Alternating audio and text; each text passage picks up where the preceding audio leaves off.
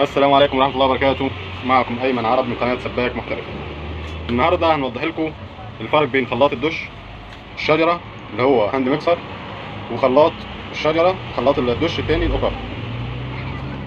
ده خلاط الهاند ميكسر،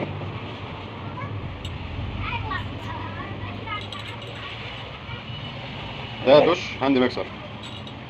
طبعا زي ما حضراتكم شايفين هو سكينة. يمكن احنا وضحنا الكلام ده في الفيديو اللي قبله. الفرق بين خلاط الشجرة الهاند ميكسر اللي هو بيركب في حوض الوش، وخلاط الشجرة الأوكر هو نفس الفكرة. برضه في جلد متحرك يمين وشمال وفوق. لما نيجي نستخدمه هتجيبه فوق كده، هيجيب الميه السخنه والبارده هيخلطهم مع بعض اوتوماتيك. ان جبته يمين يبقى ميه بارد بس، ان جبته شمال يبقى ميه سخنه. طيب بالنسبه هنا في فتحتين، الفتحه دي ممكن تعبي منها مثلا بستله ميه كبيره ولا حاجه او دردر ميه، والفتحه الثانيه دي بتطلع ميه فوق لسماعه الدش. وده ازاي؟ في هنا السحاب دوت زي ما حضراتكم شايفين بيطلع فوق وينزل تحت. يطلع فوق الميه بتجي لنا من هنا، لما ينزل تحت الميه تطلع لسماعه الدش او العمود المسطره. وتركيبه زي ما انتم عارفين طبعا، بيركب في الحوض، بيركب في الحيط اسف، ومعاه الكرانكين دول.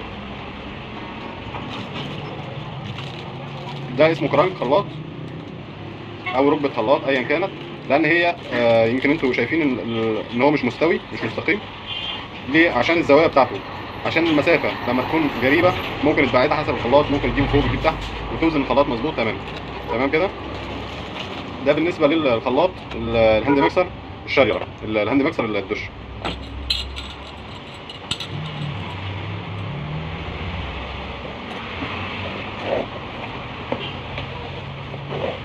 في خلاط التاني خلاط الدش العادي اللي هو الاوكر. تمام، ده شكله، ده الاوكر لو هو كده. تمام، الاحمر ده يعني ساخن والازرق يعني بارد. طبعا في نفس الموضوع، في حنفيه من هنا ماشي وفي من فوق. التاني لا، التاني فيه فتحتين تحت. تمام، ده في حنفيه من هنا تملى بيها ميه برده، وفي دي تركب فيها سماعه دش او ماسوره دش. ولو لاحظتوا ان هنا دي 3/4 السن بتاعها 3/4 مش نص بوصه. الثانيه اللي كانت موجوده هنا في الهاند ميكسر كان نص بوصه، بيركب فيها اللي السماعه على طول، او الوصله اللي هي 30 سم ما بين السماعه وبين الخلاط.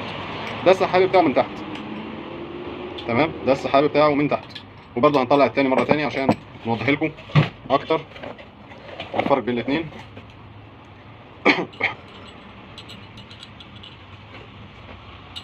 ده نفس الموضوع، قلنا السحاب بتاعه من فوق، لا دوت سحابه من تحت. ده السحاب من تحت، تسحب من تحت الميه تطلع من فوق، لما تسحبه لتحت الميه تطلع فوق، لما تضغط عليه كده الميه تيجي من هنا عشان لو حابب تعبي حاجه منه. تمام، والاوكرتين زي ما احنا قلنا. طبعا انت بتفتح بقى شويه هنا وشويه هنا عشان تظبط الميه ان كانت من هنا او من فوق في السماعه اللي طالعه. لكن دوت ده بدون ظبط، انت بتجيبه حضرتك في النص وترفعه لفوق، بيخلط لك الميه البارد من الساخن. هتجيبه يمين ميه بارد، شمال ميه سخن. وده الفرق بينهم. تمام، ده قلنا السحاب بتاعه من فوق، تمام، بنرفعه لفوق، وده السحاب بتاعه من تحت. تمام كده، ده الفرق بين الاثنين. ونفس التركيب برضو هو مع الكرانكين الصغار. مع الكرانكين بيركبوا نفس الموضوع. كرانكات زي ما حضراتكم شايفينها كده مش متساويه مش مستقيمه برضه، عشان ومن ناحيه نص بوصه ومن ناحيه 3/4 عشان صاموله الخلاط 3/4. تمام، شكرا لحسن الاستماع. كان معكم ايمن عرب من قناه سباك محترف.